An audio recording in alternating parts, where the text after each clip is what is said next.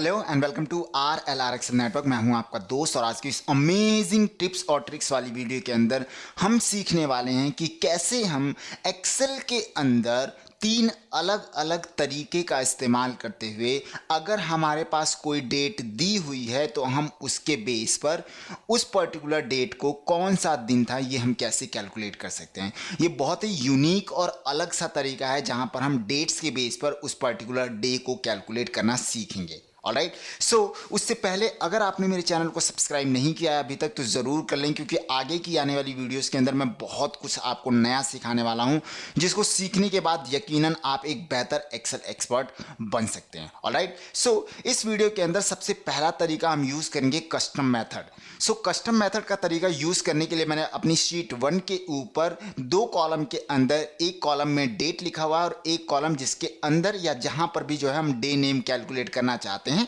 वो कैसे करेंगे ये चीज़ हम सीखने वाले हैं। ऑलराइट, सो सबसे पहले हम क्या करेंगे, अपनी डेट वाले डेटा को सिलेक्ट करेंगे। जैसे मान लेते हैं कि मैं इस पर्टिकुलर डेट को सिलेक्ट कर लेता हूं और कस्टम मेथड का इस्तेमाल करने के लिए आप होम टैब के अंदर जाएंगे। होम टैब के अंदर जाने के बाद आपके पास यहाँ पर एक नंबर्स का ग्रुप होगा। आप इस नंबर के ग्रुप के अंदर इस वाले बटन के ऊपर क्लिक करेंगे जो कि नंबर फॉर्मेट का है, और इसके ऊपर क्लिक करते ही आपके सामने देख रहे हैं एक फॉर्मेट सेल का जो पॉपअप बॉक्स है वो आपके सामने खुलकर आ जाएगा। इसके अलावा आप इस पॉपअप बॉक्स को लाने के लिए शॉर्टकट की का भी इस्तेमाल कर सकते हैं यूजिंग Ctrl+1 न्यूमेरिक 1 बटन। और जैसे आपके सामने ये पॉपअप बॉक्स खुलकर आ जाता है आप सिंपली क्या कर सकते हैं, यहाँ पर जो है कस्टम के ऊपर क्लिक करेंगे। ऑलराइट, सो कस्टम के ऊपर क्लिक करेंगे तो जैसे ही आप क्लिक करेंगे आपके सामने डिफॉल्ट कोई ना कोई एक फॉर्मेट जो होगा मंथ का आपके सामने सिलेक्टेड होगा, और जो भी फॉर्मेट जो है डिफ़ॉल्ट आपका सिलेक्टेड होगा सेम उसी फॉर्मेट में जो मंथ है वो आपका प्रीवियस शीट के ऊपर जो है लिखा हुआ होगा। ऑलराइट, सो अब हम यहाँ पर क्या करना चाह रहे हैं कि कस्टम मेथड का इस्तेमाल करते हुए उस पर्टिकुलर डेट का डे जानना चाह रहे हैं। तो हम क्या करेंगे, उसके लिए यहाँ पर जो ये MDYYYY लिखा हुआ इसको हटाएंगे, इसको सेलेक्ट करते हैं, उसके बाद डिलीट कर देते हैं। डिलीट करने के बाद अब हम क्या करेंगे, 4 बार डी लिख देंगे। जैसे हम 4 बार डी लिखेंगे और उसके बाद हम देखेंगे कि 4 बार डी लिखते ही ऊपर सैंपल के तौर पर प्रीव्यू में लिखा हुआ आ गया संडे। इसका मतलब कि 4 बार डी डालते इसने बता दिया कि इस पर्टिकुलर डेट को संडे था। तो हम क्या करते हैं, एक बार इसको ओके करके देख लेते हैं। जैसे ही ओके करेंगे आप देख सकते हैं कि जितनी भी आपकी डेट्स थी उनका क्या डे हो सकता है या क्या हो सकता था ये यहाँ पर आ चुका है। इस तरीके से कैलकुलेट करने की सबसे बड़ी खासियत है वो ये है कि आप जिस भी डेट को जो है डे में कन्वर्ट करते हैं उसकी जो एक्चुअल डेट होती है वो आपको फॉर्मूला बार में नज़र आती रहती है। सो इसका बेहतर तरीका एक ये भी हो सकता है कि आप अगर मान लीजिए नेक्स्ट कोई डेट की जो है नेक्स्ट पर्टिकुलर किसी डे को आप देखना चाहते हैं तो उसके लिए आप सिंपली क्या कर सकते हैं, इज इक्वल टू, और जैसे मान लीजिए मैं 10 दिन ऐड करने के बाद की डेट देखना चाह रहा हूँ तो आप यहाँ पर देख सकते हैं। ये देखिए, अब मैं इसको ड्रैग करता हूं तो आप देख सकते हैं कि वो पर्टिकुलर 10 दिन बाद वाला डे भी आ गया और उसके आगे क्या डे हो सकती है वो भी हम यहां पर जान सकते हैं यूजिंग ई डेट फॉर्मूला, जो कि मैंने आपको लास्ट वीडियो के अंदर सिखाया हुआ था। ऑलराइट, सो ये बहुत आसान तरीका होता है किसी भी पर्टिकुलर डेट के बेस पर डे को जानने का। अब यहाँ पर जो हमने डे को कैलकुलेट किया वो कंप्लीट डे आ रहा है, मीन्स संडे पूरा लिखा हुआ आ रहा है, मंडे पूरा लिखा हुआ है। अगर मान लीजिए मैं चाहता हूँ कि इस पर्टिकुलर डेट्स को जो है मैं शॉर्ट में लिख दूँ, जैसे संडे का SUN, मंडे का MON, ट्यूजडे का TUE, तो उसके लिए आप क्या कर सकते हैं, आप सिंपली जो है इस डेटा को सिलेक्ट कर सकते हैं। Ctrl+1 बटन का इस्तेमाल करते हुए आप वहीं पर पहुंच सकते हैं जहां पर अभी आप थे, और जहां पर आपने 4 बार डी लिखा था वहां पर आप 3 बार डी लिखें, यानी कि आप एक बार डी को हटा दें। जैसे आप हटाएंगे आप देखेंगे कि ऊपर सैंपल प्रीव्यू के अंदर इसने दिखा दिया कि शॉर्टकट में आप SUN जो है संडे का बन गया। अब आप जैसे इसको ओके करेंगे तो आप देखेंगे कि आपकी जितनी भी डेज नेम थे वो शॉर्ट में कन्वर्ट हो चुके हैं। सो इस तरीके से जो है आप किसी भी पर्टिकुलर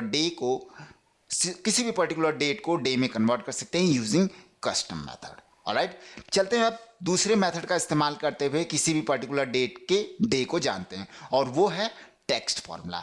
टेक्स्ट फॉर्मूला ऑलरेडी मैंने आपको अपनी एक वीडियोस के अंदर डिटेल में सिखाया हुआ है, लेकिन हम टेक्स्ट फॉर्मूले का इस्तेमाल करते हुए किसी पर्टिकुलर डेट के डे को कैसे जान सकते हैं इसको हम कैलकुलेट करते हैं। So is equal to TEXT।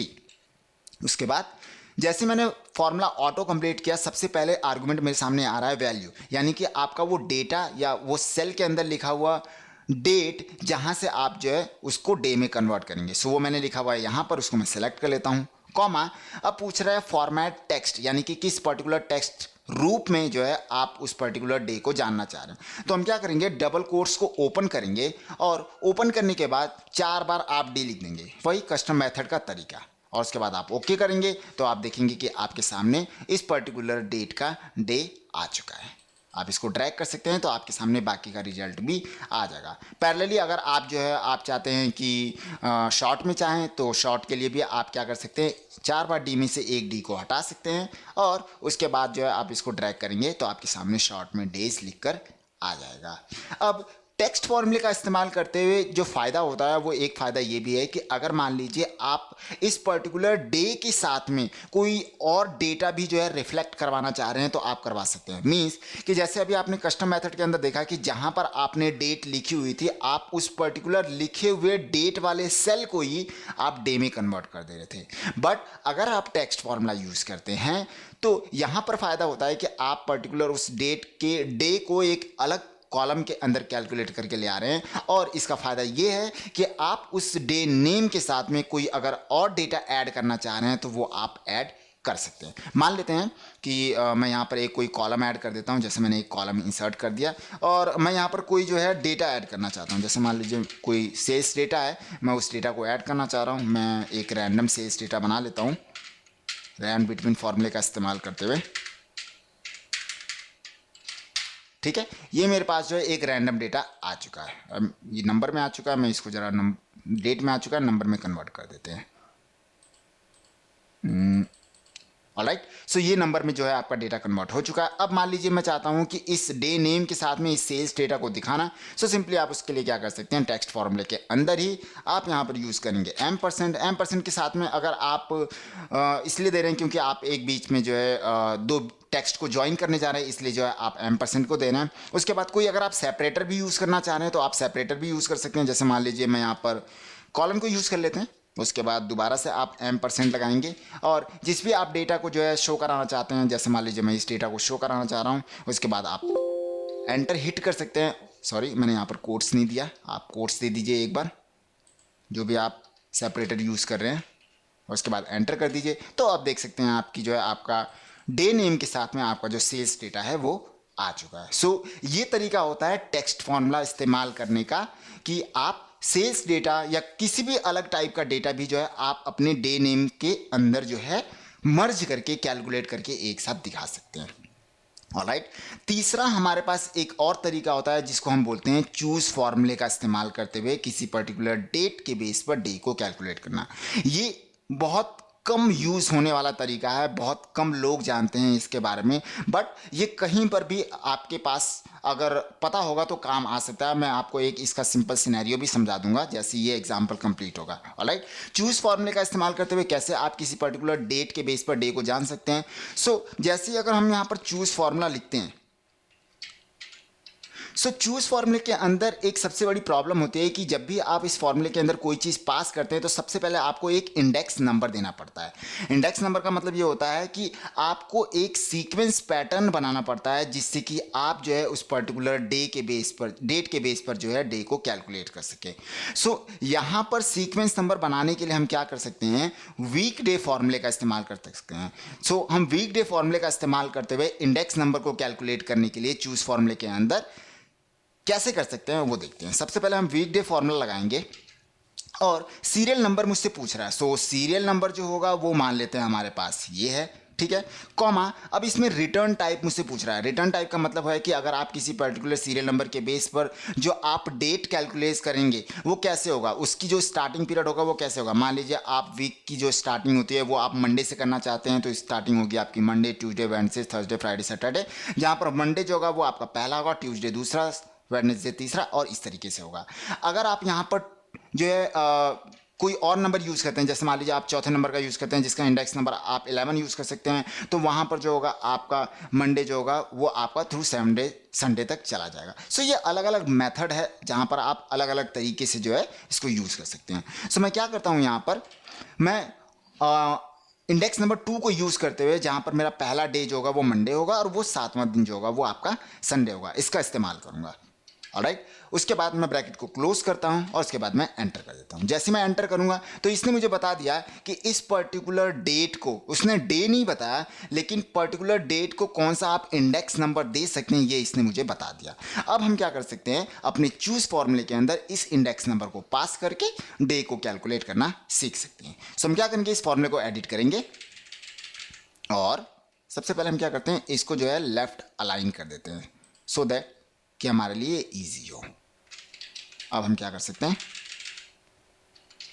Choose formula इस्तेमाल कर सकते हैं। अब चूज फॉर्मूला इंडेक्स इस्तेमाल करने के लिए हमने इंडेक्स नंबर दे दिया है, कॉमा अब हमसे पूछ रहा है वैल्यू 1। सो वैल्यू 1 के लिए हम क्या करेंगे, यहाँ पर डबल कोट्स ओपन करेंगे और हमने बताया कि हम अपने वीक की स्टार्टिंग जो है मंडे से कर रहे हैं, तो हम यहाँ पर दे देंगे मंडे, कॉमा इंडेक्स नंबर 2 के लिए जो हम यूज़ कर रहे हैं ट्यूसडे, कॉमा इंडेक्स नंबर 3 के लिए हम यूज़ कर रहे हैं वेडनेसडे। इस तरीके से हम क्या करेंगे, हर इंडेक्स नंबर के लिए हम कौन कौन सा दिन यूज़ कर सकते हैं वो हम यहाँ से दे देंगे। आप यहाँ पर जो है शॉर्टकट का इस्तेमाल ना करते हुए आप कंप्लीट डे का नाम भी लिख सकते हैं यहाँ पर। जैसे मंडे को आप पूरा MONDAY, ट्यूसडे को आप TUESDAY पूरा भी लिख सकते हैं। मैंने शॉर्ट में लिखा हुआ है टाइम को बचाने के लिए, आप पूरा लिख सकते हैं। ब्रैकेट को क्लोज करेंगे और एंटर जैसे करेंगे तो आप देख सकते हैं कि आपके सामने एरर आ चुका है। इसका मतलब कि आपने कुछ न कुछ यहाँ पर गलती की है। चलिए चेक कर लेते हैं कि हमने क्या गलती की है। चूज फॉर्मूले के अंदर हमने वीकडे को पास किया, उसके बाद हमने दिया Monday, Tuesday, Wednesday, Thursday, Friday, Saturday. अब देखते हैं हमने क्या गलती की है इसके अंदर। सो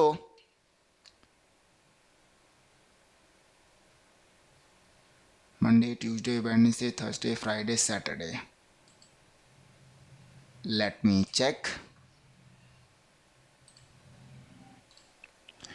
मैंने क्या गलती की है आप देख सकते हैं, क्योंकि मेरी जो डे की स्टार्टिंग है वो मंडे से है और एंड जो है वो संडे पर है, तो मैंने यहाँ पर जो है सिर्फ सैटरडे तक ही दिया है, तो मुझे क्या करना पड़ेगा, संडे भी देना पड़ेगा। हम यहाँ पर क्या करते हैं, कोड्स को ओपन करते हैं और यहाँ पर लिख देते हैं संडे। ऑलराइट, ये देख सकते हैं कि ये लिटिल मिस्टेक्स जो है वो आपके फॉर्मूले को अफेक्ट कर सकती हैं। आप इन चीज़ों का ध्यान रख सकते हैं। उसके बाद हम इस करते हैं ब्रैकेट को क्लोज और अब हम देखेंगे तो हमारे यहाँ पर जो है पूरा कंप्लीट जो है आ चुका है। ये तरीका होता है आप चूज फॉर्मूले का इस्तेमाल करते हुए डेट्स के बेस पर डे को कैलकुलेट कर सकते हैं। अब हम इसको यूज़ कहाँ कर सकते हैं उस सिनेरियो को समझते हैं। मान लेते हैं कि अगर आप किसी कंपनी के अंदर एक पार्ट टाइम जॉब कर रहे हैं और पार्ट टाइम जॉब करने के साथ साथ उस कंपनी में आपका फ्राइडे, सैटरडे और संडे ये 3 दिन ऑफ होता है और मंडे, ट्यूसडे, वेडनेसडे, थर्सडे जो है आपका वर्किंग होता है।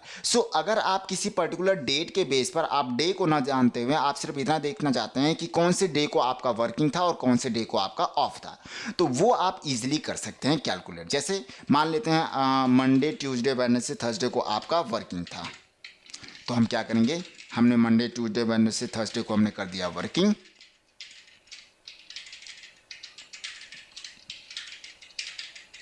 और उसके बाद बाकी जो था वो नॉन वर्किंग था, तो हम यहां पर क्या कर सकते हैं, नॉन वर्किंग लिख सकते हैं या आप ऑफ भी लिख सकते हैं, आपको जो सही लगे आप वो लिख सकते हैं। ये एक तरीका है, आपके पास और भी अलग अलग सिनेरियो हो सकता है समझने के लिए। ऑलराइट, अब हम यहाँ पर जैसे इसको ड्रैग करेंगे तो हम ये देख सकते हैं कि किस पर्टिकुलर डेट को हमारा वर्किंग था और किस पर्टिकुलर डेट को हमारा नॉन वर्किंग था। आई होप कि ये जो तरीका है वो आपको पसंद आया होगा, but many of the scenario के अंदर मैं आपको रेकमेंड करूँगा, प्रेफर करूँगा कि आप कस्टम मेथड और टेक्स्ट फार्मूला को यूज़ करें। आई होप कि आज की ये जो वीडियो है वो आपको पसंद आई होगी और आपको समझ में भी आया होगा कि कैसे आप जो है पर्टिकुलर डेट के बेस पर डे नेम को कैलकुलेट कर सकते हैं अलग अलग सिनेरियो में। ऑलराइट, मिलते हैं नेक्स्ट वीडियो में किसी और एक नए एग्जाम्पल के साथ में, कोई और नई चीज़ सीखने के लिए। ऑलराइट, तब तक के लिए गुड बाय।